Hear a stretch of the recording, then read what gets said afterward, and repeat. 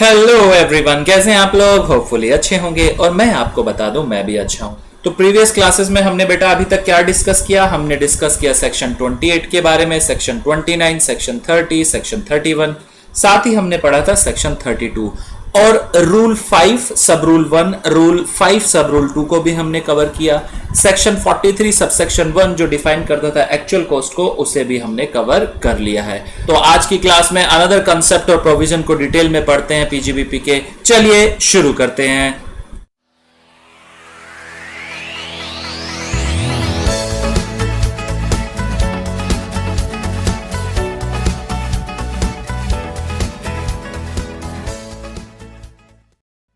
तो last class में बेटा हम रिटर्न डाउन वैल्यू के कॉन्सेप्ट को पढ़ रहे थे सेक्शन 43 सबसेक्शन 6 के अकॉर्डिंग, जहां पर हमने डब्ल्यूडीवी कैसे निकाला जाता है ब्लॉक ऑफ एसेट का ये सीख लिया था।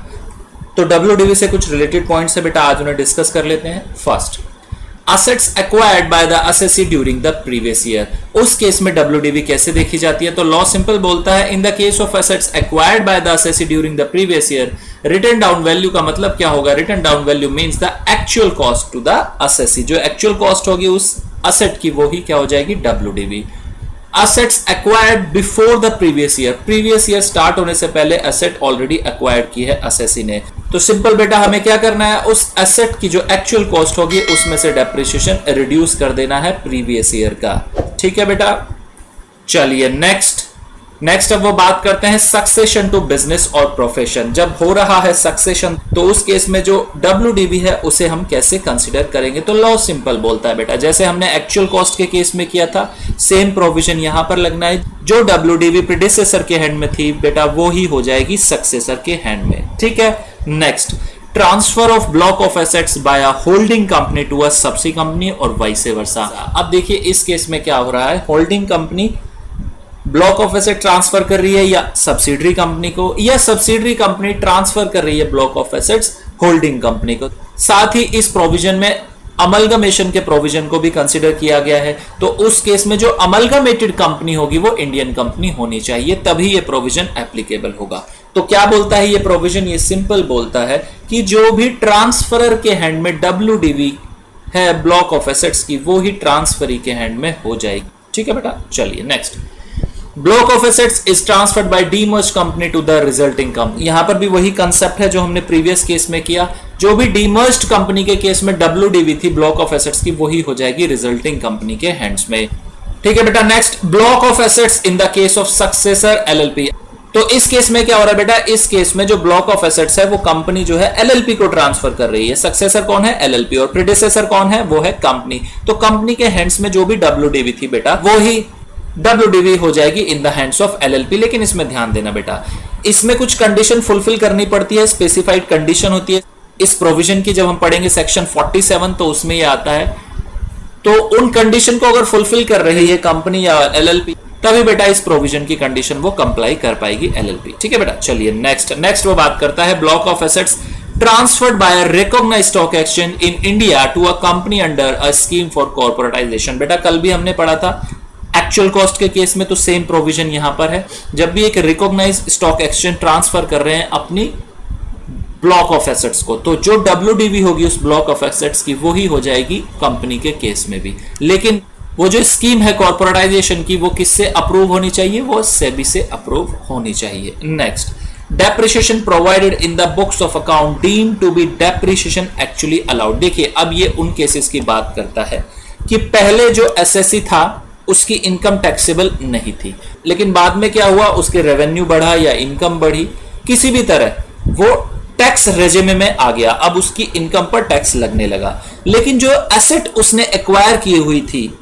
अब उसका क्या होगा, क्या वो डेप्रिसिएशन जब टैक्स रेजिमे में आया तब से लेना शुरू करेगा, या जब उसने एसेट्स पहले परचेज कर रखी थी तब से वो डेप्रिसिएशन लेना कंसीडर करेगा। तो लॉ इसमें बोलता है बेटा कि जब एसएससी टैक्स रेजिमे में आया, जब उसकी इनकम पर टैक्स लगना शुरू हुआ, प्रीवियस ईयर में उसने कोई एसेट खरीदी हुई थी, तो डेप्रिसिएशन क्या हो जाएगा बेटा, डीम टू बी अलाउड हो जाएगा उस एसेट की एक्चुअल कॉस्ट पर। ठीक है, समझ आ गया। नेक्स्ट अब बात करते हैं कंपोजिट इनकम के केस में कि जहां पर कंपोजिट इनकम होती है तो वहां पर डेप्रिसिएशन जो है वो कैसे कैलकुलेट होता है। याद करिए बेटा, कंपोजिट इनकम में जहां पर एग्रीकल्चर इनकम भी होती थी और बिजनेस इनकम भी होती थी। लॉ सिंपल बोलता है कंपोजिट इनकम के केस में जब भी आप डेप्रिसिएशन कैलकुलेट करेंगे, पूरी इनकम पर आप डेप्रिसिएशन रिड्यूस कर देंगे। जितनी भी इनकम बची अब उसे बाइफरकेट कर दीजिए, यानी कंपोजिट इनकम के केस में जो डेप्रिसिएशन है बेटा वो कंपोजिट इनकम में से रिड्यूस कर दिया जाता है, उसके बाद ही बाइफरकेशन की जाती है इनकम की। ठीक है, फॉर एन एग्जांपल यहां पर दिया हुआ, एक बार कर लेते हैं। Rule 8 prescribe the taxability of income from the manufacture of T. Rule 8 prescribe करता है मैन्युफैक्चर ऑफ टी का। तो उसके केस में इनकम हम कैसे कंप्यूट करते थे, उसके केस में 60% तो एग्रीकल्चर इनकम होती थी और 40% हमारी बिजनेस इनकम हो जाया करती थी। फॉर एन एग्जांपल अगर कंपोजिट इनकम है रूल 8 की, तो वहां पर आई हुई है वो 20 लाख आई हुई है। अब डेप्रिसिएशन जो है बेटा वो है 1 लाख का और अदर एक्सपेंसेस है 4 लाख के। तो टोटल ऐड करो बेटा, ये कितना हो गया, ये हो गया 5 लाख। तो 20 लाख माइनस 5 लाख कितना आया, 15 लाख। ये हमारी कंपोजिट इनकम आ गई 15 लाख एक्सपेंस को रिड्यूस करने के बाद। अब इसे बाइफरकेट कर दीजिए, 40% बिजनेस इनकम है तो 15 लाख का 14% करिए, कितना आया, ये आया 6 लाख। तो बिजनेस इनकम इस केस में क्या है बेटा, 6 लाख होगी। 1 लाख हम ऑलरेडी रिड्यूस कर चुके हैं डेप्रिसिएशन के, हम उसे दोबारा रिड्यूस नहीं करेंगे इस केस में। ठीक है, तो बिजनेस इनकम 6 लाख की 6 लाख ही रहेगी। चलिए बेटा ये समझ आ गया। अब बात करते हैं उन केसेस की जहां पे WDV निल हो जाती है। एक प्रोविजन मैंने आपके साथ ऑलरेडी इसमें डिस्कस कर लिया था बेटा, याद करो जब हम कर रहे थे WDV कैसे कंप्यूट की जाती है as per section 43 subsection 6 clause C के अकॉर्डिंग। तो वहां पर मैंने आपको बताया था 4th पॉइंट में money is receivable in respect of any asset following. इस पॉइंट में मैंने क्या बताया था कि अगर ये पॉइंट जो पॉइंट नंबर 3 है उसे एक्सीड कर जाता है तो उस केस में हम क्या मानते हैं, block of assets ceases to be exist मानते हैं, यानी WDV निल हो जाता है। तो एक केस बेटा हम ऑलरेडी डिस्कस कर चुके हैं, उसी के बारे में बात कर रहा है कि WDV को निल मान लेंगे कहां पर, a point. Money is receivable by the assessee in this regard to the asset sold और otherwise transfer during the previous year together with the amount of scrap value may exceed the written down value at the beginning of the year as increased by the actual cost of any new asset acquired. यानी ये जो 0.4 की value है वो exceed कर गई 0.3 की value, तो उस केस में क्या है बेटा, WDV निल हो जाएगी। दूसरा, all the assets in the relevant block में be transfer during the year. Assessee ने क्या किया, जितनी भी एसेट थी ब्लॉक में उन सबको सेल कर दिया, तो उस केस में क्या हो जाता था, WDV निल हो जाएगा। ठीक है बेटा, ये वो बात करता है। साथ ही में जब WDV निल हो जाएगा तो यहां पर बेटा शॉर्ट टर्म कैपिटल गेन के प्रोविजन आ जाएंगे जो सेक्शन 50A डिफाइन करता है। ठीक है, जो भी सेल प्राइस था बेटा और WDV की जितनी वैल्यू थी उसे उसमें से रिड्यूस कर देंगे, तो जो बचा वो क्या हो जाएगा, शॉर्ट टर्म कैपिटल गेन हो जाया करता है। Next, carry forward and set of depreciation section 32 subsection 2। तो लॉ सिंपल बोलता है बेटा कि जब तक वो डेप्रिसिएशन सेट ऑफ नहीं हो जाता कंप्लीटली, उसे आप क्या करते रहे, कैरी फॉरवर्ड करते रहे। तो इस केस में देखिए बेटा होता क्या है, carry forward and set of depreciation होता क्या है, कंसेप्ट देखिए समझिए बेटा। देखिए बेटा, असेसी की जो टोटल इनकम है वो है 50 लाख विदाउट कंसिडरिंग डेप्रिसिएशन। अभी डेप्रिसिएशन कंसिडर नहीं किया तो असेसी की जो इनकम आ रही है वो है 50 लाख। दूसरी तरफ जो उसका डेप्रिसिएशन है तो डेप्रिसिएशन की अमाउंट है 60 लाख। तो अब बात करते हैं set of and carry forward की। तो लॉ सिंपल बोलता है असेसी की इनकम टोटल कितनी है बेटा, 50 लाख। तो कितना रिड्यूस कर सकता है वो डेप्रिसिएशन, कितना रिड्यूस कर सकता है, ओनली 50 लाख का। तो इस केस में अब कितने बचे डेप्रिसिएशन की अमाउंट, अब डेप्रिसिएशन की अमाउंट बची सर 10 लाख। तो इस 10 लाख का क्या होगा, तो लॉ इसे बोलता है कि ये जो 10 लाख है ये क्या हो जाएगा, कैरी फॉरवर्ड हो जाएगा नेक्स्ट ईयर के लिए। नेक्स्ट ईयर में जब भी प्रॉफिट होंगे तो उसमें से रिड्यूस कर दिया जाएगा ये वाला अमाउंट। ठीक है बेटा, ये हो गया हमारा फर्स्ट ईयर। अब बात करते हैं सेकेंड ईयर की। सेकेंड ईयर में क्या हुआ, असेसी का जो प्रॉफिट आया वो आया बेटा 70 लाख। ठीक है, असेसी का कितना प्रॉफिट आया, 70 लाख। और उस साल का असेसी का डेप्रिसिएशन कितना था, डेप्रिसिएशन था असेसी का 55 लाख। कितना था बेटा, 55 लाख। तो रिड्यूस करो कितना आएगा, ये बचा हमारा 15 लाख प्रॉफिट। और प्रीवियस ईयर का अनएब्सॉर्ब डेप्रिसिएशन कितना है, वो है हमारा 10 लाख। तो लॉ बोलता है ये जो 10 लाख है फिर इसमें से रिड्यूस कर दिए जाएंगे। ठीक है, ये हो गया सेट ऑफ, इसे बोला जाता है बेटा सेट ऑफ। और ये जो 10 लाख रुपए हम नेक्स्ट ईयर में लेके गए ये है बेटा कैरी फॉरवर्ड। ठीक है, समझ आ गया concept. Current year depreciation to be deducted first. देखा बेटा, एक सुप्रीम कोर्ट की जजमेंट आई थी mother India refrigeration private limited 1985 में। तो सुप्रीम कोर्ट ने बताया था कि जो सेट ऑफ का ऑर्डर है वो क्या रहेगा। तो सुप्रीम कोर्ट ने बताया सबसे पहले जो प्रॉफिट्स होंगे करंट ईयर के, उसमें से आप रिड्यूस करेंगे करंट ईयर का डेप्रिसिएशन। उसके बाद अगर आपका कोई बिजनेस लॉस है जो ब्रॉट फॉरवर्ड किया गया है यानी कैरी फॉरवर्ड किया गया है, उसे आप रिड्यूस करेंगे और उसके बाद नंबर आएगा अनएब्सॉर्ब डेप्रिसिएशन का। समझ आ गया बेटा, हमने भी ऐसे ही किया।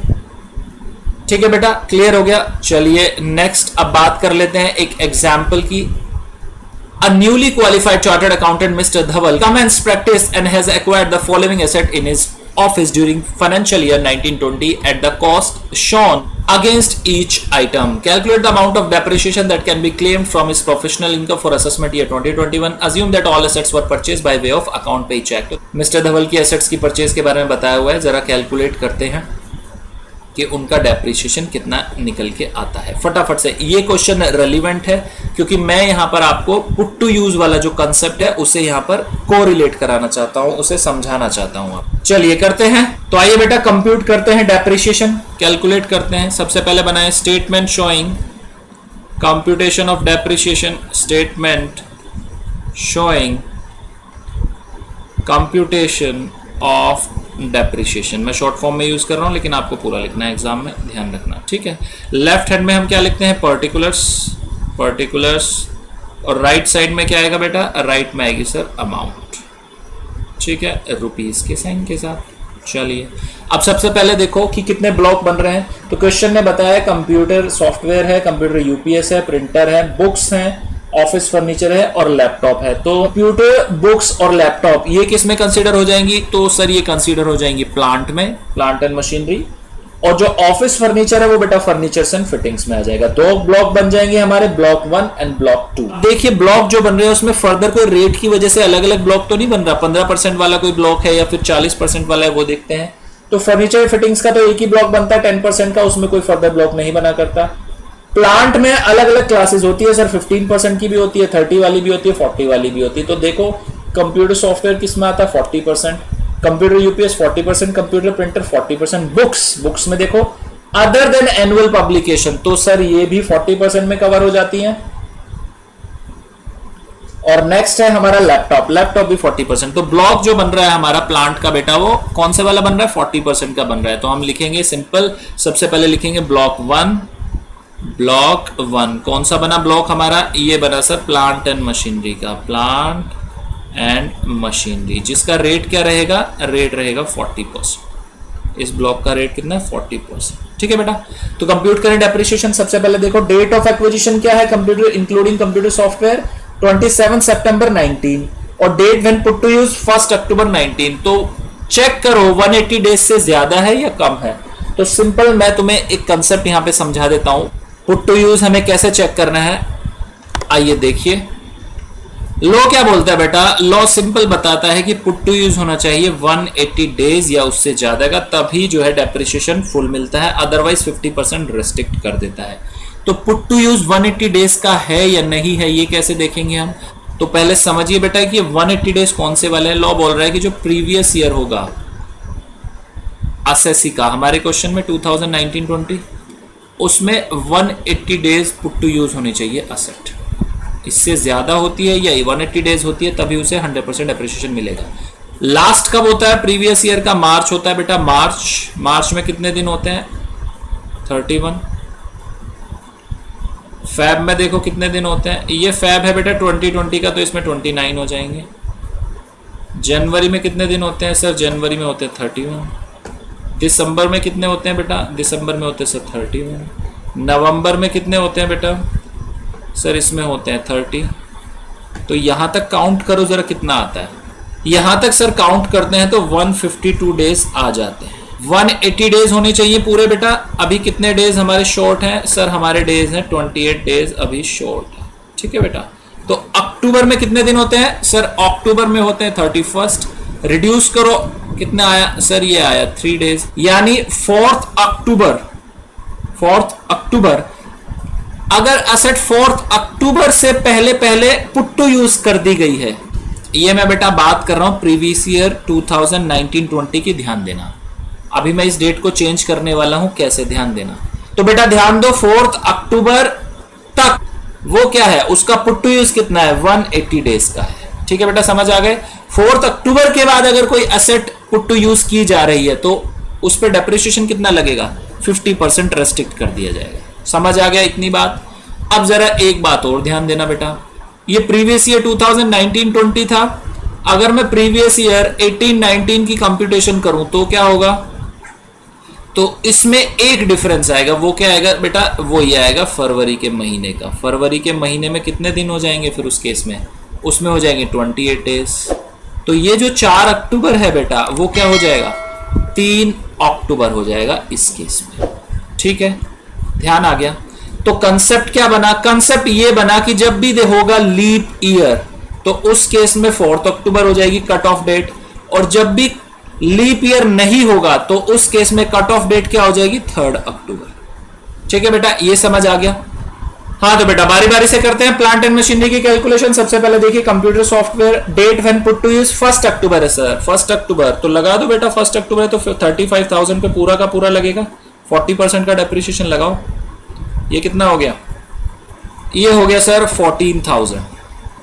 ठीक है बेटा, चलिए नेक्स्ट वो बात करता है कंप्यूटर यूपीएस की। तो यूपीएस की डेट क्या है बेटा पुट टू यूज की, 8 अक्टूबर 2019। तो बेटा ध्यान दें, जब भी 8 अक्टूबर आ गया तो यानी पुट टू यूज कितना है sir, put to use 180 days से कम है, तो इस पे कितना लगेगा, 50% हो जाएगा सर। रेट 40% का है तो 50% हो जाएगा। अमाउंट कितनी है, 8,500 इंटू 40%, बट रेस्ट्रिक्ट कितना हो जाएगा, 50%।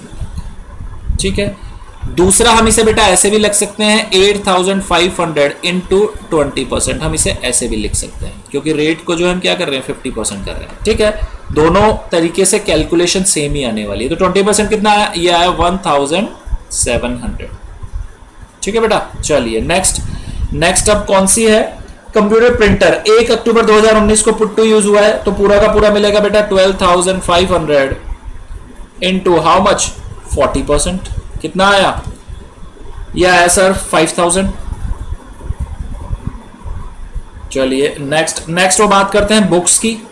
बुक्स 1 अप्रैल 2019 को पुट टू यूज हो गई थी, 13,000 इंटू 40%। कितना है बेटा, ये हो जाएगा सर 5,200। नेक्स्ट अब वो बात कर रहे हैं लैपटॉप की। तो लैपटॉप को देखो, लैपटॉप की अमाउंट कितनी है, ये है 43,000। Date when put to use 8 अक्टूबर, तो 4 अक्टूबर के बाद है बेटा, तो सिंपल इसमें क्या हो जाएगा, 50% हो जाएगा। तो 43,000 इंटू 40% इंटू हाउ मच, 50%। एक तरीके से 43,000 का 20% हो रहा है तो कितना आ जाएगा, 8,600 आ जाएगा। अब ये टोटल कितना हो गया बेटा डेप्रिसिएशन, टोटल करो इसका, ये जो टोटल कंप्यूट होके आएगा ये आएगा 34,500।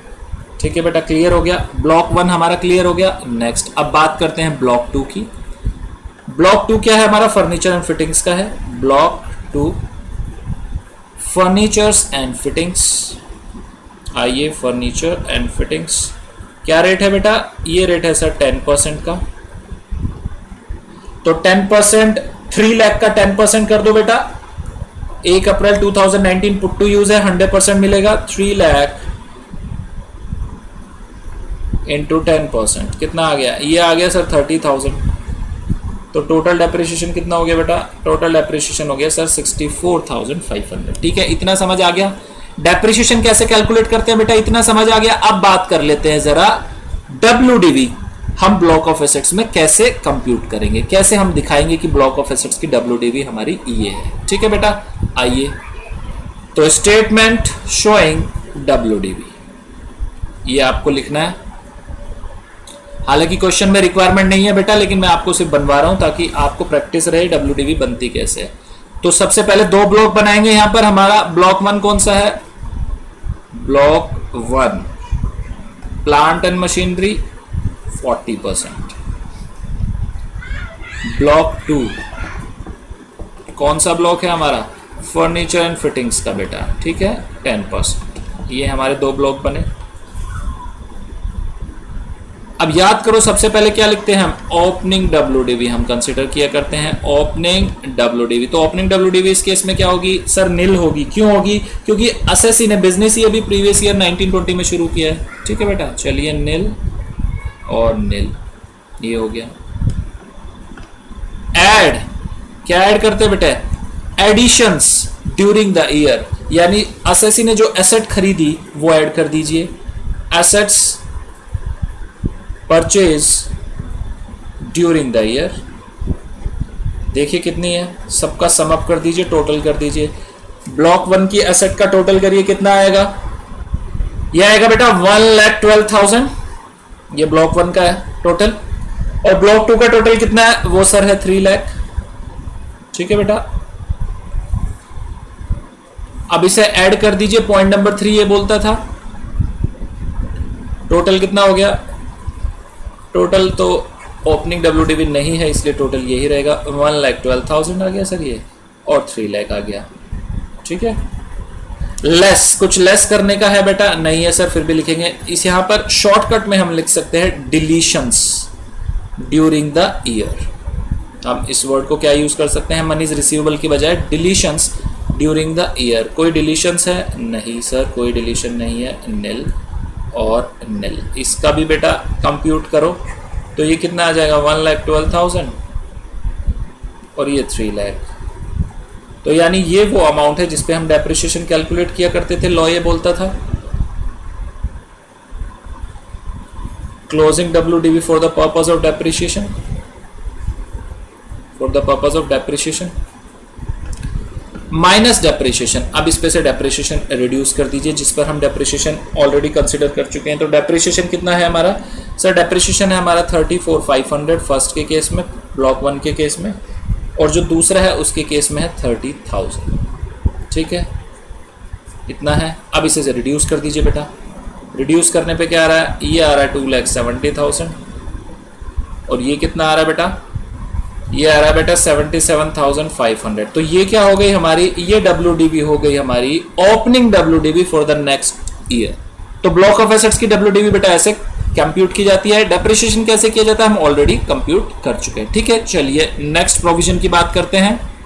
तो नेक्स्ट है बेटा हमारा 11th पॉइंट, जो बात करता है building machinery plant and furniture not exclusively use for the business purpose. यानी हम ऑलरेडी इसे देखिए कवर कर चुके हैं जब हम पढ़ रहे थे 30 एंड 31। तो हमने बात की थी कि जहां पर बिल्डिंग मशीनरी प्लांट या फर्नीचर एक्सक्लूसिवली यूज नहीं हो रहे बिजनेस पर्पस के लिए, यानी पार्ट ऑफ द बिल्डिंग और मशीनरी बिजनेस के लिए यूज हो रहा है और पार्ट जो है पर्सनल यूज के लिए हो रहा है। तो उस केस में बेटा याद करो क्या करते थे हम, जो भी डिडक्शन होती थी करंट रिपेयर की या इंश्योरेंस की, उसे हम क्या कर दिया करते थे, बाइफकेट कर दिया करते थे, प्रोपोर्शनेट कर दिया करते थे। बिजनेस पर्पस का जितना है उसकी हम डिडक्शन लेते थे, अदर देन बिजनेस पर्पस उसकी कोई डिडक्शन नहीं मिला करती थी। सेम बेटा डेप्रिसिएशन के केस में भी यही होता है, डेप्रिसिएशन जितना भी बिजनेस पर्पस के लिए उसे आप क्या करें, डिडक्शन ले लें, अदरवाइज जो भी बचा हुआ उसकी कोई डिडक्शन नहीं मिलेगी। नेक्स्ट इज बैलेंसिंग चार्ज, ये ऑलरेडी हम डिस्कस कर चुके हैं कल की क्लास में। इन केस किसी बच्चे की कल की क्लास या कोई और क्लास मिस हो गई है तो वो डिस्क्रिप्शन बॉक्स में लिंक्स देख सकते हैं, वहां पर हमने पूरे इनकम टैक्स एक्ट का जो जो क्लासेस हुई हैं उनकी डिस्क्रिप्शन दिया हुआ है। फर्दर कोई जीएसटी की क्लास आपको देखनी है तो उसका भी लिंक है, लॉ इन केस आपको करना है तो वहां पर भी उसका लिंक अवेलेबल है। ठीक है बेटा, चलिए नेक्स्ट अब बात करते हैं 32 AD की डिडक्शन के बारे में। ये बात कर रहा है डिडक्शन के बारे में। ठीक है बेटा, चलिए manufacturing industry set up in the notified backward areas of specified states to be eligible for deduction 15 of the actual cost of new plant and machinery acquired and installed during the previous year. तो section 32 AD बेटा क्या provide कराता है, ये provide कराता है एक deduction जो कितनी है 15% of the actual cost of new plant and machinery. लेकिन बेटा इस डिडक्शन को अवेल करने के लिए सेक्शन ने कुछ कंडीशंस लगाई है जो हम समझ लेते हैं। सबसे पहले वो डिफाइन करता है कि एलिजिबल एसएससी कौन है, कौन सा एसएससी है जो इस डिडक्शन को ले सकता है। तो डिफाइन किया गया है a point, SSC set up an undertaking और एंटरप्राइज फॉर मैन्युफैक्चर और प्रोडक्शन ऑफ एनी आर्टिकल और थिंग ऑन और after 1 April 2015 in backward area notified by the central government in the state of Andhra Pradesh, Bihar, Telangana और वेस्ट बंगाल। वो SSC क्या करे, एक undertaking को सेटअप करे, कहां पर, नोटिफाइड बैकवर्ड एरिया जो है आंध्र प्रदेश के, बिहार के, तेलंगाना के और वेस्ट बंगाल के। और साथ ही वो जो अंडरटेकिंग है वो क्या करती हो, या तो मैन्युफैक्चर करती हो या प्रोडक्शन करती हो किसी आर्टिकल और थिंग का। ठीक है, इतना समझ आ गया। अब उन्होंने डेट की एक रेस्ट्रिक्शन लगाई कि वो जो आर्टिकल और थिंग का मैन्युफैक्चर या प्रोडक्शन हो रहा है वो कब से होना चाहिए, 1 अप्रैल 2015 से या उसके बाद होना चाहिए। ठीक है, यानी असेसमेंट ईयर 16-17 की वो बात कर रहे हैं, प्रीवियस ईयर 15-16 के बाद की वो बात कर रहे हैं कि प्रीवियस ईयर 15-16 में असेसी ने क्या किया, अंडरटेकिंग को सेटअप कर दिया नोटिफाइड बैकवर्ड एरिया में। प्लस दूसरी कंडीशन, असेसी क्या करे, acquire and installed, acquire and install, देखिए दो कंडीशन है बेटा, acquire and install.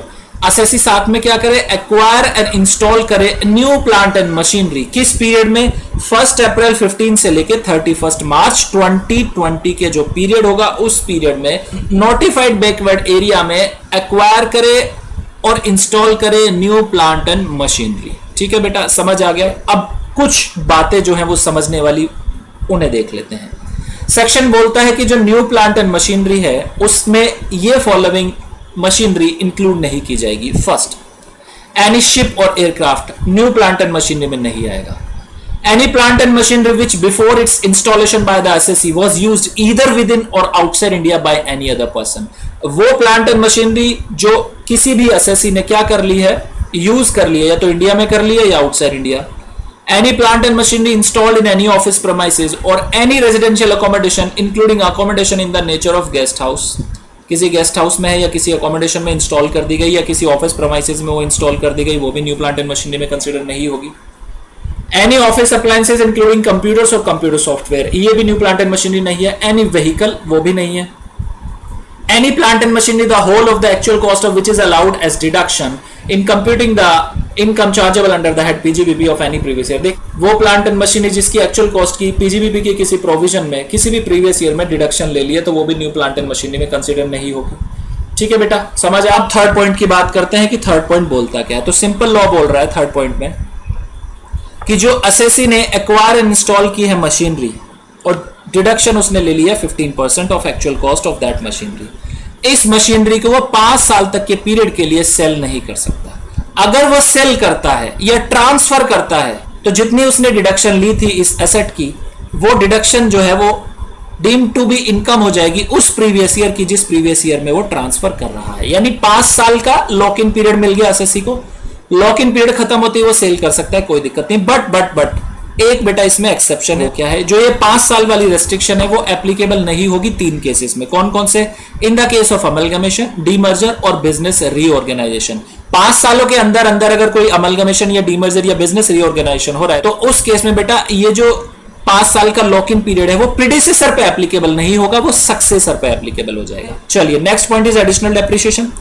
Additional depreciation हमने पढ़ा था 20% मिल जाया करता था न्यू प्लांट एंड मशीनरी के केस में, यहां पर भी एडिशनल डेप्रिसिएशन मिल रहा है बट 35% मिल रहा है। वहां पर 20%, यहां पर 35%। एक कंडीशन और पड़ी थी हमने बेटा एडिशनल डेप्रिसिएशन की, उसमें क्या था कि अगर पुट टू यूज असेट का वो 180 डेज से कम है तो उस केस में एडिशनल डेप्रिसिएशन जो मिलेगा वो 50% मिलेगा जिस ईयर में एसेट इंस्टॉल्ड हुई, लेकिन जो बैलेंस होगा 50% वो कहां मिल जाएगा? वो नेक्स्ट या सब्सिक्वेंट ईयर में मिल जाया करता था। सेम कंडीशन यहां पर है, सिर्फ रेट चेंज हुआ है। 35% वहां पर 20 था, यहां पे 35%। ठीक है बेटा, समझ आ गया? सम अप करिए फटाफट से।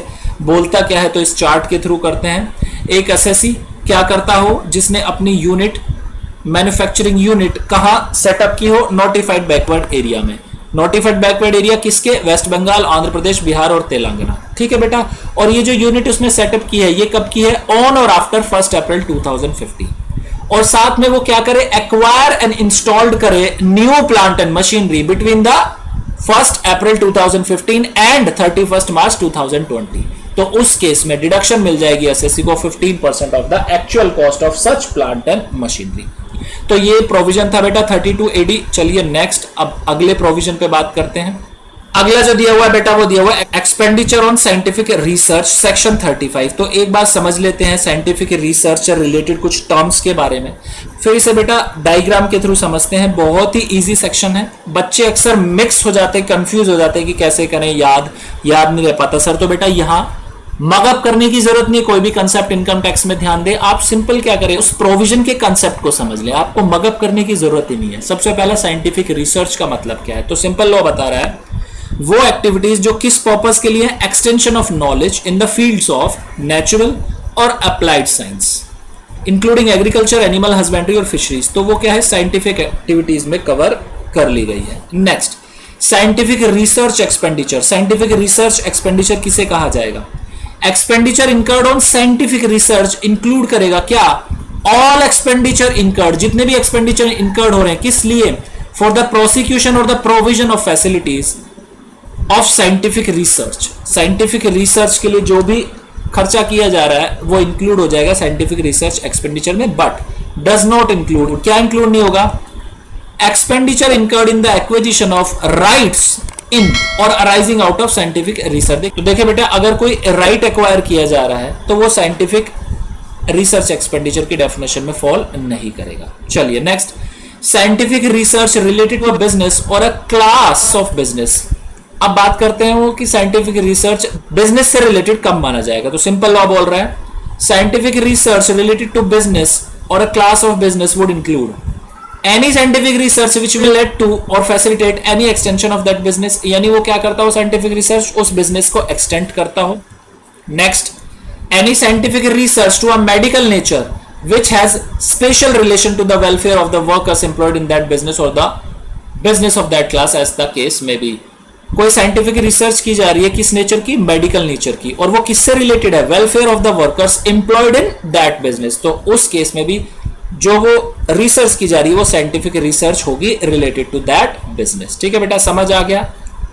तीन टर्म, साइंटिफिक रिसर्च क्या है, साइंटिफिक रिसर्च एक्सपेंडिचर क्या है, और scientific research related to business क्या है, या क्लास ऑफ ए बिजनेस। ठीक है, चलिए तो बेटा दो पार्ट में हम साइंटिफिक रिसर्च को डिवाइड करेंगे। करते हैं सेक्शन 35 की डिडक्शंस को बेटा डिटेल में। तो चलिए बेटा करते हैं पार्ट ए। पार्ट ए की हम बात करते हैं। पार्ट ए डिफाइन करता है इन हाउस रिसर्च। कौन सी रिसर्च बेटा, इन हाउस रिसर्च। चलिए इसे भी हमने देखा, दो पार्ट में बाइफरकेट करेंगे हम। सबसे पहला जो हमारा पार्ट होगा बेटा वो होगा आफ्टर कमेंसमेंट ऑफ बिजनेस, यानी असेसी ने क्या किया, बिजनेस शुरू हो चुका है, after commencement of business. Case 1 हमारा ये है।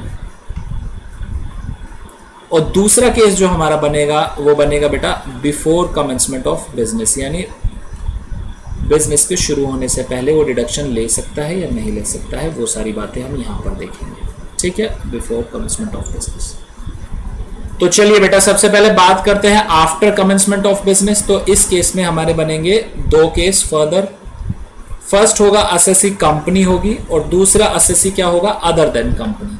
तो केस ए हम बोलते हैं असेसी कौन है, कंपनी। कौन सी कंपनी, जो एंगेज है इन द बायोटेक बिजनेस और मैन्युफैक्चरिंग ऑफ एनी आर्टिकल और थिंग। और बेटा ध्यान देना, जब वो मैन्युफैक्चरिंग कर रही है किसी आर्टिकल की, वो आर्टिकल वो नहीं होना चाहिए जो 11th शेड्यूल है उसकी लिस्ट में मेंशन है। ठीक है बेटा, कंपनी की बात करते हैं तो दो तरह के एक्सपेंडिचर होते हैं बेटा, एक होता है हमारा रेवेन्यू और एक होता है हमारा कैपिटल। तो सबसे पहले देखते हैं कि कैसे डिडक्शन मिलेगी। कंपनी का केस हम कर रहे हैं, इस केस में रेवेन्यू एक्सपेंडिचर की कैसे डिडक्शन मिलेगी, रेवेन्यू एक्सपेंस। और कैपिटल एक्सपेंडिचर की हमें डिडक्शन कैसे मिलेगी, कैपिटल एक्सपेंडिचर।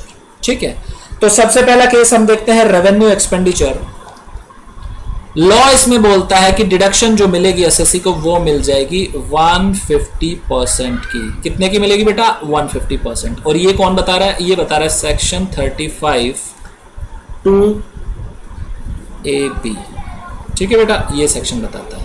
चलिए कैपिटल एक्सपेंडिचर की डिडक्शन की बात करते हैं तो लॉ सिंपल बोलता है कैपिटल एक्सपेंडिचर की डिडक्शन मिल जाएगी, कितनी मिलेगी, 150% की मिल जाएगी। लेकिन इसमें कंडीशन है। कंडीशन क्या है, लैंड के केस में, जब भी लैंड का केस हम देखेंगे उसमें कोई डिडक्शन एसएससी को नहीं मिलेगी। बात करें बिल्डिंग की तो बिल्डिंग की डिडक्शन मिल जाएगी, लेकिन इसमें थोड़ा सा डिफरेंस है। बिल्डिंग के केस में जो भी डिडक्शन मिलेगी एसएससी को वो मिलेगी बेटा 100%, 150 नहीं मिलेगी। कितने मिलेगी, 100% की डिडक्शन मिलेगी। और ये कहां पर लिखा हुआ है, ये लिखा हुआ है सेक्शन 35(1)(4), वहां पर ये डिडक्शन मिलेगी। ठीक है बेटा, समझ आ गया। अदर देन लैंड बिल्डिंग कोई अदर कैपिटल एक्सपेंडिचर है तो उसके केस में क्या होगा, उसके केस में लॉ बोल रहा है कि 150% डिडक्शन मिल जाएगी।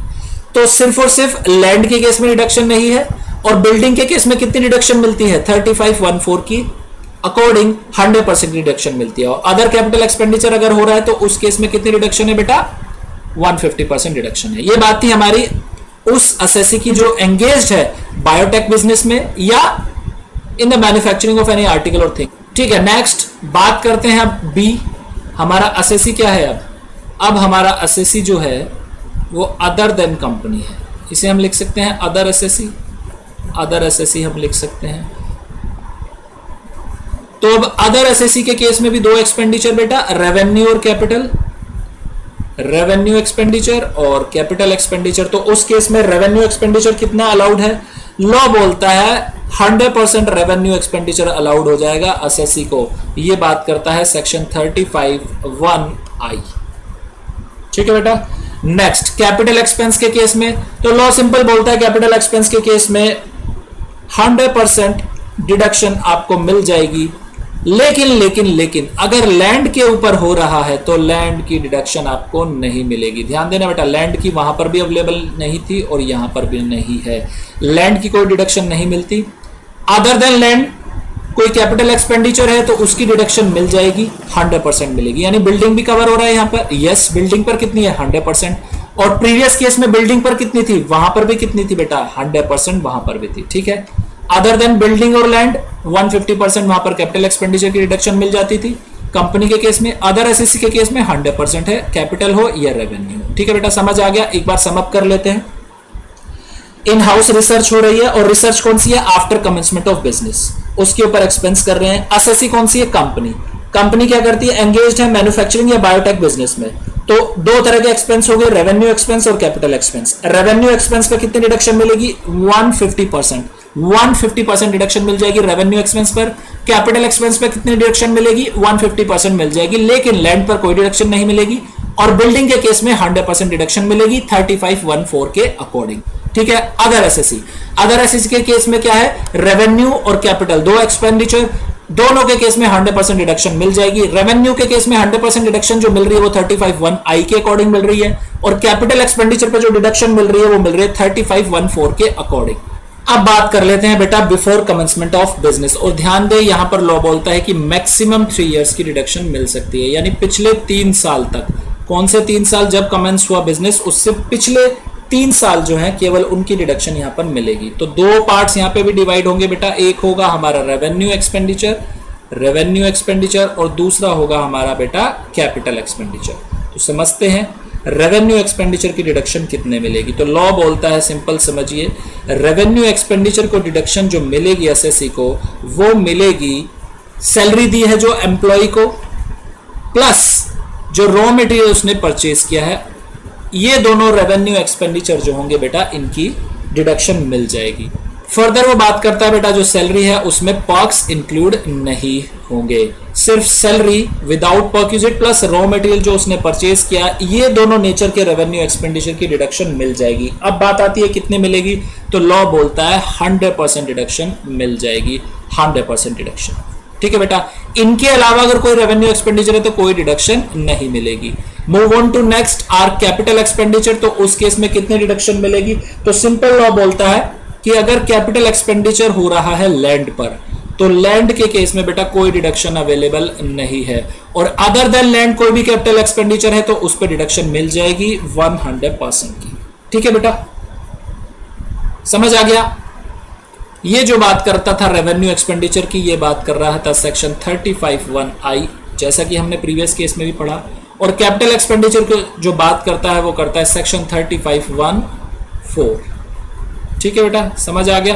Part A in house research के केस में दो तरीके से रिसर्च को हमने डिवाइड किया, research after commencement of business और research before commencement of business. After commencement of business की बात करते हैं। फर्स्ट वन केस, एसएससी कौन है, कंपनी है जो एंगेज्ड है बायोटेक बिजनेस में या मैन्युफैक्चरिंग ऑफ एनी आर्टिकल और थिंग। तो उस केस में रेवेन्यू एक्सपेंडिचर और कैपिटल एक्सपेंडिचर की डिडक्शन कैसे मिलेगी? लॉ बोलता है रेवेन्यू एक्सपेंडिचर की जो डिडक्शन मिलेगी वो मिल जाएगी 150% की डिडक्शन। 35(2)A भी गवर्न करता है बेटा इस प्रोविजन को। कैपिटल एक्सपेंडिचर की वो बात करते हैं तो लैंड की कोई भी डिडक्शन अवेलेबल नहीं है। बिल्डिंग की डिडक्शन मिल जाएगी लेकिन 100% मिलेगी अंडर सेक्शन 35(1)(4) के अकॉर्डिंग। अदर देन लैंड और बिल्डिंग जो कैपिटल एक्सपेंडिचर है उसकी डिडक्शन मिल जाएगी 150% डिडक्शन। ठीक है, ये 35(2)A सेक्शन यहां पर खत्म हो गया। नेक्स्ट, अदर एसएससी के केस में after commencement of business revenue expenditure जो मिलेगा वो मिलेगा 100% as per section 35(1)(I)। Capital expense की जो डिडक्शन मिलेगी बेटा वो लैंड पर कोई डिडक्शन नहीं मिलेगी, सिर्फ और सिर्फ अदर कैपिटल एक्सपेंडिचर पे मिलेगी 100% 35(1)(4) के अकॉर्डिंग। ठीक है बेटा, क्लियर हो गया। आफ्टर कमेंसमेंट हमारा खत्म हो गया। अब before commencement of business. Before commencement of business के केस में रेवेन्यू एक्सपेंडिचर की जो डिडक्शन मिलती है और बिफोर कमेंसमेंट ऑफ बिजनेस के केस में मैक्सिमम 3 इयर्स की डिडक्शन मिलेगी before the date of commencement of business. First is revenue expenditure. Revenue expenditure के केस में केवल और केवल सैलरी और रॉ मटेरियल परचेज का जो एक्सपेंडिचर है उसकी डिडक्शन मिलेगी और सैलरी में परक्विजिट इंक्लूड नहीं होगी। डिडक्शन कितने मिलेगी? 100% की मिलेगी as per section 35(1)(I)। Capital expenditure की बात करें तो लैंड पर कोई डिडक्शन अवेलेबल नहीं है। अदर देन लैंड जो कैपिटल एक्सपेंडिचर होंगे उन पे 100% डिडक्शन है एज पर सेक्शन 35(1)(4)। तो यहां पर हमारा पार्ट ए खत्म होता है बेटा। अब बात करते हैं पार्ट बी की जो डिफाइन करता है एसएससी डोनेट कर रहा है या कंट्रीब्यूट कर रहा है अदर अप्रूव्ड इंस्टीट्यूशन, यूनिवर्सिटी या कॉलेजेस, तो उस केस में एसएससी को डिडक्शन कितनी मिलती है। आइए पार्ट बी समझते हैं। पार्ट बी शुरू कर रहे हैं बेटा। पार्ट बी में लिखते हैं contribution to others. Contribution to others यानी एसएससी का इन हाउस रिसर्च नहीं है, वो क्या कर रहा है? कंट्रीब्यूशन दे रहा है उन लोगों को जो रिसर्च करते हैं। तो इसमें हमने बेटा 3 कैटेगरी बनाई है। 3 कैटेगरी में इसे हमने डिवाइड किया है। आइए सबसे पहले जो है हम करेंगे अप्रूव्ड इंस्टीट्यूशन है, उन्हें कंट्रीब्यूशन दिया जा रहा है तो कैसे होगा? आईआईटी है या कोई लेबोरेटरी है, नेशनल लेबोरेटरी है, तो उस केस में क्या होगा? और थर्ड जो आता है हमारा वो आता है कोई अप्रूव्ड इंडियन कंपनी है जो R&D कर रही है, अप्रूव्ड इंडियन कंपनी, और वो एंगेज कहां है? R&D में, रिसर्च एंड डेवलपमेंट में, साइंटिफिक नेचर की। ठीक है बेटा, ये 3 कैटेगरी हमने बनाई। तो समझिए सबसे पहले अप्रूव्ड की बात करते हैं। अप्रूव्ड रिसर्च एसोसिएशन है या बेटा कोई इंस्टीट्यूट है या कोई कॉलेज है या यूनिवर्सिटी है, हम इसे RICU भी बोल सकते हैं। अब उस केस में एसएससी क्या कर रहा है? कंट्रीब्यूशन दे रहा है। तो कंट्रीब्यूशन दे रहा है एसएससी 2 नेचर की। फर्स्ट, अगर कंट्रीब्यूशन दे रहा है साइंटिफिक रिसर्च के लिए, तो बेटा डिडक्शन मिल जाएगी 35(1)(I) में कितनी मिलेगी? 150% की डिडक्शन यहां पर मिल जाएगी। ठीक है बेटा, 150% की डिडक्शन मिल जाएगी। दूसरा, अगर सोशल स्टेटिस्टिकल रिसर्च है, ध्यान देना बेटा, सोशल स्टेटिस्टिकल रिसर्च, इसे हम बोलेंगे SSR। पहला हमने बोला साइंटिफिक रिसर्च, SR। तो SSR के लिए अगर दे रहा है तो सेक्शन 35(1)(3) में गवर्न होगा और डिडक्शन जो मिलेगी एसएससी को वो मिलेगी उसे 100% की डिडक्शन। कितने मिलेगी बेटा? 100% डिडक्शन उसे मिल जाएगी। ठीक है, समझ गए? अप्रूव्ड रिसर्च एसोसिएशन है, इंस्टीट्यूशन है, कॉलेज है, यूनिवर्सिटी है, और एसएससी कंट्रीब्यूट कर रहा है किस लिए? For scientific research. तो वहां पर कवर हो जाएगा 35(1)(2) और 150% की रिडक्शन मिलेगी एसएससी को। दूसरा, approved research association, institute, college या यूनिवर्सिटी है और एसएससी क्या कर रहा है?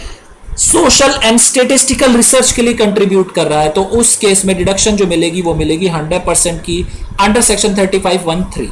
ठीक है बेटा, क्लियर हो गया? नेक्स्ट, आईआईटी है या नेशनल लेबोरेटरी है और एसएससी इन्हें कंट्रीब्यूट कर रहा है, किस पर्पस के लिए कर रहा है? For scientific research. तो उस केस में जो डिडक्शन मिलती है बेटा 150% की डिडक्शन मिल जाती है। ये बोलता है सेक्शन 35(2)(A). ठीक है बेटा, क्लियर हो गया? नेक्स्ट, अब बात करते हैं अप्रूव्ड इंडियन कंपनी की जो रिसर्च एंड डेवलपमेंट में एंगेज्ड है, तो उस केस में डिडक्शन कितने मिलेगी? तो एसएससी क्या कर रहा है? कंट्रीब्यूट कर रहा है साइंटिफिक रिसर्च के लिए, तो उस केस में लॉ बोलता है जो डिडक्शन मिलेगी वो मिलेगी 100% की। सिर्फ और सिर्फ कितनी डिडक्शन है बेटा? 100% की डिडक्शन उसे मिलेगी, और ये बात कर रहा है सेक्शन 35(I)(AA). ठीक है बेटा, क्लियर हो गया? तो एक बार समअप करते हैं बेटा। पार्ट बी की हम बात कर रहे हैं, कंट्रीब्यूट कर रहा है एसएससी अदर्स को। सबसे पहला केस है अप्रूव्ड रिसर्च एसोसिएशन है, इंस्टीट्यूट है, कॉलेज है, यूनिवर्सिटी है और एसएससी क्या कर रहा है, साइंटिफिक रिसर्च के लिए कंट्रीब्यूट करता है। तो सेक्शन 35(1) के थ्रू 150% की डिडक्शन एसएससी को मिल जाएगी। लेकिन अगर SSC social and statistical research के लिए कंट्रीब्यूट करता है तो उस केस में 150% की डिडक्शन नहीं मिलती, 100% की डिडक्शन मिलती है। और यह बात करता है सेक्शन 35(1)(III). नेक्स्ट, अगर एसएससी कंट्रीब्यूट करता है आईआईटी को या कोई नेशनल लेबोरेटरी है उन्हें फॉर साइंटिफिक रिसर्च, तो उस केस में 150% की डिडक्शन मिलती है एज पर सेक्शन 35(2)(a). अगर एसएससी कंट्रीब्यूट करता है एक इंडियन कंपनी को जो एंगेज है आर&डी में फॉर साइंटिफिक रिसर्च, तो उस केस में एसएससी को डिडक्शन जो मिलेगी वो मिलेगी 100% की। और ये बोलता है सेक्शन 35(I)(II)(a). ठीक है बेटा, तो यहां पर जो डिडक्शन थी सेक्शन 35 की वो हमारी खत्म हो जाती है। लेकिन कुछ इंपॉर्टेंट पॉइंट्स है सेक्शन 35 की डिडक्शन के रिगार्डिंग, एक बार उन्हें समझ लेते हैं। पहला जो पॉइंट है बेटा वो रिलेट है 3 सेक्शन से, 35(1)(II), 35(1)(III) और 35(2)(a). देखिए एक एसएससी है, उसने क्या किया, डोनेशन दे दी किसी अप्रूव्ड रिसर्च एसोसिएशन को या इंस्टीट्यूट को या कॉलेज को या यूनिवर्सिटी को या कोई नेशनल लेबोरेटरी या आईआईटी को, उसने डोनेट कर दिया, कंट्रीब्यूशन दे दिया साइंटिफिक रिसर्च के लिए या एसएसआर। लेकिन बाद में क्या होता है, जो जितने भी इंस्टीट्यूशन थे या कॉलेज थे या एसोसिएशन थे या आईआईटी या नेशनल लेबोरेटरी थी, इनका जो अप्रूवल था गवर्नमेंट ने वो रिजेक्ट कर दिया। तो उस केस में अब क्या एसएससी को ये डिडक्शन मिल जाएगी? तो आंसर इज यस, डिडक्शन मिल जाएगी। यानी सिंपल वर्ड में कहें, जो डिडक्शन है अंडर सेक्शन 35(1)(II), 35(1)(III) और 35(2)(a), वो इस बात पर डिनाई नहीं हो सकती कि जो इंस्टीट्यूशन है उनकी अप्रूवल विड्रॉ कर ली गवर्नमेंट ने after payment of sum by SSC. ठीक है बेटा, नेक्स्ट पॉइंट बेटा बात करते हैं, अगर सेक्शन 35 की डिडक्शन ले ली है एसएससी ने तो उन असेट पर वो डेप्रिसिएशन क्लेम नहीं कर सकता। ठीक है बेटा, नेक्स्ट, इन केस लैंड और बिल्डिंग जो है एक कंपोजिट एग्रीमेंट के थ्रू ली जा रही है, तो उस केस में बेटा लैंड और बिल्डिंग दोनों की जो कॉस्ट है वो बाइफरकेट की जाएगी, क्योंकि डिडक्शन जो मिलता है सिर्फ और सिर्फ बिल्डिंग का मिलता है, लैंड का नहीं मिलता। ये हम डिस्कस कर चुके हैं ऑलरेडी।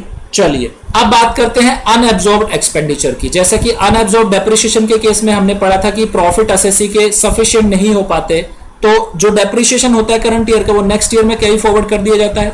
तो सेम कंसेप्ट यहां पर है बेटा, इन केस अगर एसएससी के प्रॉफिट सफिशिएंट नहीं है साइंटिफिक रिसर्च का जो एक्सपेंडिचर है उसे सेट ऑफ करने के लिए, तो जितना भी एक्सपेंडिचर बचता है साइंटिफिक रिसर्च का वो बेटा कैरी फॉरवर्ड हो जाएगा अनएब्जॉर्ब्ड डेप्रिसिएशन की तरह ही।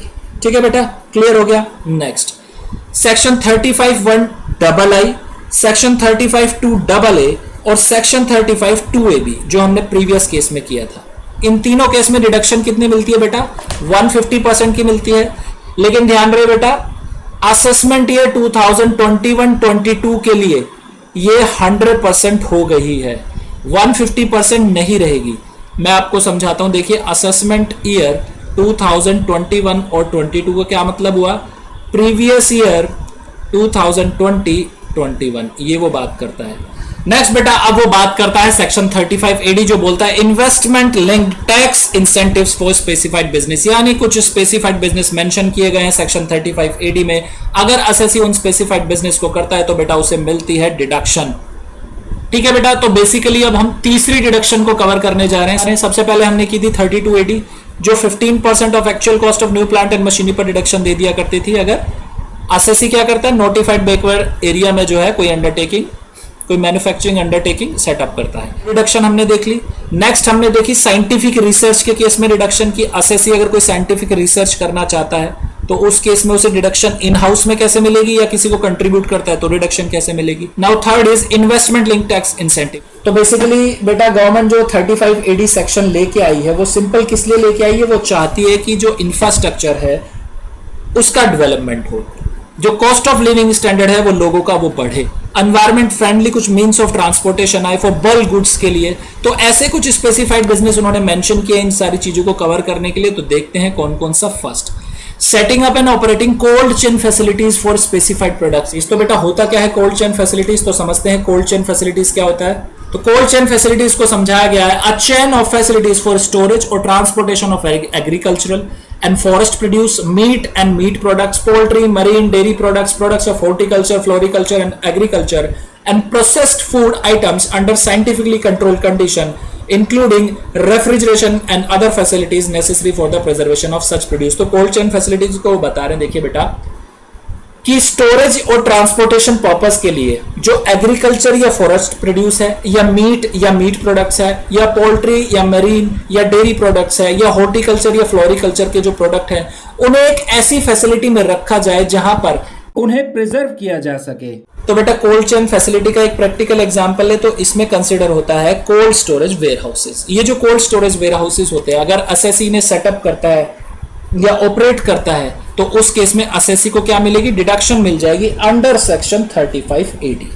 डिडक्शन कितनी मिलेगी, कैसे मिलेगी, वो भी समझते हैं, लेकिन पहले हम बात कर रहे हैं कि डिडक्शन कौन कौन से ऐसे बिजनेस है करने पर मिल जाएगी। ठीक है, नेक्स्ट वो बात करता है setting up and operating warehousing facilities for storing agriculture produce, laying and operating a cross country natural gas or crude or petroleum oil pipeline network for distribution including storage facilities being an integral part of such network। देखिए, laying and operating a cross country natural gas, जो natural gas की pipeline है या petroleum oil या crude के लिए कोई pipeline है, उससे वो बात करते हैं एसएससी क्या करे, उसे ऑपरेट करें या ले करें या नेटवर्क बनाए उसके डिस्ट्रीब्यूशन का, जिसमें इंक्लूड क्या हो, स्टोरेज फैसिलिटीज भी उसका इंटीग्रल पार्ट होना चाहिए।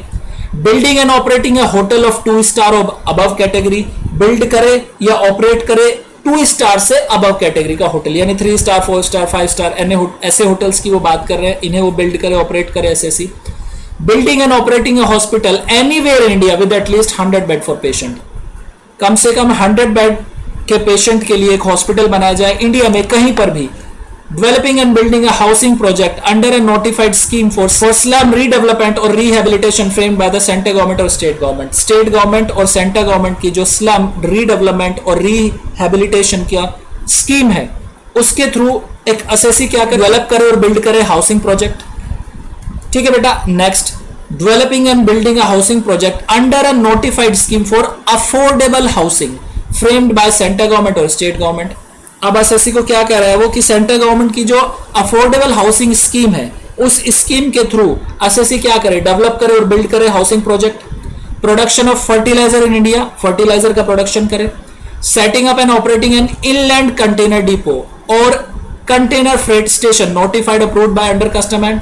अब वो बात करता है कि एसएससी क्या करे, सेटअप करे या ऑपरेट करे आईसीडी या सीएफएस, इन्हें बोलते हैं बेटा आईसीडी और सीएफएस। जो इनलैंड कंटेनर डिपो है इसे बोलते हैं आईसीडी और कंटेनर फ्रेट स्टेशन को बोलते हैं सीएफएस।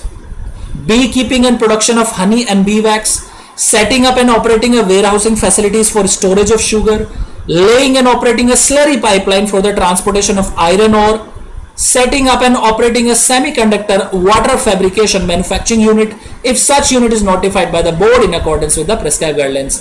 सेमीकंडक्टर वाफर फैब्रिकेशन की कोई मैन्युफैक्चर यूनिट वो लगाए, ऑपरेट करे या सेटअप करे, लेकिन कंडीशन क्या है, वो जो यूनिट बना रहा है वो बोर्ड के थ्रू क्या होनी चाहिए, उसकी गाइडलाइंस के थ्रू प्रिस्क्राइब होनी चाहिए। डेवलपिंग और मेंटेनिंग एंड ऑपरेटिंग और developing maintaining and operating a new infrastructure facility. देखिए न्यू इंफ्रास्ट्रक्चर फैसिलिटीज के केस में क्या बोलता है लो, या तो डेवलप कर रहा हो एसएससी, या मेंटेन कर रहा हो, ऑपरेट कर रहा हो, या क्या कर रहा हो, ऑपरेट या डेवलप कर रहा हो, या तीनों काम कर रहा हो। या तो सिर्फ डेवलप करे, मेंटेन करे, ऑपरेट करे, या डेवलप मेंटेन और ऑपरेट तीनों एक साथ करे, किसे, न्यू इंफ्रास्ट्रक्चर फैसिलिटी को, तो उस केस में भी 35 AD की डिडक्शन मिल जाएगी। तो बेसिकली बेटा ये 14 स्पेसिफाइड बिजनेस बताए गए हैं एज पर सेक्शन 35 AD में। इनमें से एसएससी कोई एक भी बिजनेस कर सकता है या एक से ज्यादा भी कर सकता है। हर बिजनेस को वो करेगा तो उसे 35 AD की डिडक्शन मिल जाएगी। ठीक है बेटा, लेकिन लास्ट पॉइंट में जो एक वर्ड है वो है इंफ्रास्ट्रक्चर फैसिलिटी। तो एक बार समझ लेते हैं कि ये इंफ्रास्ट्रक्चर फैसिलिटी होती क्या है। इंफ्रास्ट्रक्चर फैसिलिटी का मतलब क्या है, रोड इंक्लूडिंग टोल रोड, अ ब्रिज और अ रेल सिस्टम। यानी एसएससी अगर रोड बनाता है, टोल रोड बना रहा है या ब्रिज बना रहा है या रेल सिस्टम बना रहा है, तो भी उसे डिडक्शन मिल जाएगी 35 AD की। हाईवे प्रोजेक्ट बना रहा है और हाईवे प्रोजेक्ट के साथ साथ हाउसिंग प्रोजेक्ट जो बनते हैं हाईवे के पास, उसका इंटीग्रल पार्ट है, तो भी इंफ्रास्ट्रक्चर फैसिलिटी में इंक्लूड है। Water supply project, water treatment system, irrigation project, sanitation and sewage system और सॉलिड वेस्ट मैनेजमेंट सिस्टम। कोई वाटर सप्लाई का प्रोजेक्ट कर रहा है, वाटर ट्रीटमेंट का कर रहा है, इरिगेशन प्रोजेक्ट है उस पर काम कर रहा है, सैनिटेशन का कर रहा है, या सीवरेज सिस्टम का कर रहा है, या सॉलिड वेस्ट मैनेजमेंट का कर रहा है, तो बेटा ये सब क्या है, इंफ्रास्ट्रक्चर फैसिलिटी है। Port, airport, inland waterway, inland port or navigational channel in the sea, port बनाता है या एयरपोर्ट बनाता है या इनलैंड पोर्ट या नेविगेशन चैनल का बना रहा है, तो उस केस में सब क्या है बेटा, ये इंफ्रास्ट्रक्चर फैसिलिटी का है। तो बेटा 14 पॉइंट्स जो हमने पढ़े उनसे क्या समझ आता है, लॉ की इंटेंशन क्या है? लॉ की इंटेंशन ये है कि जो हमारी कंट्री है उसमें इंफ्रास्ट्रक्चर बिल्ड हो, जो हम लोगों को आज तक प्रॉब्लम आ रही है, जैसे हाउसिंग की प्रोजेक्ट है, वाटर सप्लाई प्रोजेक्ट है, इरिगेशन की प्रोजेक्ट है, किसानों को सिंचाई में दिक्कत आती है, गरीबों का रहने के लिए घर नहीं है, इन सारी प्रॉब्लम्स को वो दूर करवाना चाहता है। किसके थ्रू? वो एसएससी जो कैपेबल है, यानी रिच एसएससी जिनके पास पैसा है, वो सोसाइटी के लिए अगर कुछ करना चाहते हैं तो इनकम टैक्स एक्ट उन्हें एक मौका दे रहा है कि आइए आप सोसाइटी के लिए कुछ करिए, अपनी कंट्री के लिए कुछ करिए। और बदले में देखिए गवर्नमेंट क्या कर रही है, गवर्नमेंट टैक्सेशन के जो सिस्टम है लिबरल करती जा रही है, बहुत आसान करती जा रही है उन असेसीज के लिए। इवन अगर वो एक्सपेंडिचर भी कर रहे हैं तो उस पर भी डिडक्शन मिल रही है। ठीक है बेटा, समझ गए? तो ये 14 लिम्स हैं बेटा जो स्पेसिफाइड बिजनेस के बारे में बताते हैं कि अगर असेसी इन 14 लिम्स में से कोई एक बिजनेस करता है या एक से ज्यादा करता है तो उसे डिडक्शन मिल जाएगी 35 AD की। अब बात करते हैं डिडक्शन की कि डिडक्शन मिलेगी कितनी और कैसे मिलेगी। Deductions for capital expenditure, capital expenditure के केस में डिडक्शन कितनी मिलेगी? 100% of the capital expenditure incurred during the previous year wholly and exclusively for the above business would be allowed as deduction from the business income। देखिए जो capital expenditure incurred किया गया है किस पर्पस के लिए, जो भी 14 टाइप्स बताए हैं बिजनेस के, उन पर्पस के लिए तो 100% उसकी डिडक्शन मिल जाएगी। लेकिन बेटा दो चीजें यहां पे ध्यान रखना, अगर कैपिटल एक्सपेंडिचर हो रहा है on the acquisition of any land, goodwill और फाइनेंशियल इंस्ट्रूमेंट, तो उस केस में बेटा डिडक्शन नहीं मिलेगी। ठीक है। दूसरी बात जो कल हमने 43(1) में भी पढ़ी थी, 10,000 से ज्यादा का अगर कोई एक्सपेंडिचर हो रहा है और वो जो एक्सपेंस हो रहा है वो अदर देन अकाउंट पे चेक या अकाउंट पे बैंक ड्राफ्ट या use of electronic clearing system के थ्रू हो रहा है, तो उस केस में बेटा जितना भी एक्सपेंडिचर हुआ वो डिसअलाउ हो जाएगा, उस पर लॉ डिडक्शन नहीं देगा। ठीक है। कैश में अगर 10,000 से ज्यादा की पेमेंट की जा रही है in a day to a person, वो डिसअलाउ हो जाएगा। ठीक है बेटा, चलिए ये कैपिटल एक्सपेंडिचर हमने समझ लिया। नेक्स्ट अब बात करते हैं expenditure prior to commencement of operation. देखिए इसमें लॉ बोल रहा है कि एसएससी का अभी कमेंसमेंट नहीं हुआ बिजनेस, उससे पहले के जो भी एक्सपेंडिचर है वो भी अलाउड हो जाएंगे, उसके लिए कोई मना नहीं है, प्रोवाइडेड वो एसएससी के बुक्स ऑफ अकाउंट में कैपिटलाइज होनी चाहिए before commencement of the business या ऑपरेशन। ठीक है बेटा। Next conditions to be fulfilled. देखिए अब बात करते हैं उन कंडीशन की कि 35 AD की डिडक्शन लेने के लिए एसएससी को कौन कौन सी कंडीशन है जो फुलफिल करनी पड़ेगी। सबसे पहली कंडीशन, जो यूनिट बनेगी it should not be set up by splitting up or reconstruction of a business already in existence। यानी एसएससी का कोई बिजनेस ऑलरेडी एग्जिस्टेंस में है, एसएससी क्या करता है उसे स्प्लिट कर देता है। कोई कंपनी है उसे डीमर्ज कर रहा है तो रिजल्टिंग कंपनी पे वो अगर डिडक्शन लेना चाहे तो नहीं मिलेगी। न्यू बिजनेस होना चाहिए, नया सेटअप होना चाहिए, तभी मिलेगी। It should not be set up by the transfer to the specified business of plant or machinery previously used for any purpose। देखिए वो बात कर रहे हैं इस केस में कि न्यू प्लांट एंड मशीनरी होनी चाहिए, एसएससी की न्यू प्लांट एंड मशीनरी होनी चाहिए। ओल्ड प्लांट एंड मशीनरी नहीं हो सकती, बट यहां पर एक्सेप्शन है। ओल्ड प्लांट एंड मशीनरी हो सकती है लेकिन वो क्या होनी चाहिए, इंपोर्टेड होनी चाहिए और उनके ऊपर डेप्रिसिएशन नहीं क्लेम किया गया हो इनकम टैक्स एक्ट में। दूसरी कंडीशन है बेटा, जो total plant and machinery use हो रही है स्पेसिफाइड बिजनेस में, उसका 20% ओल्ड प्लांट एंड मशीनरी हो सकता है।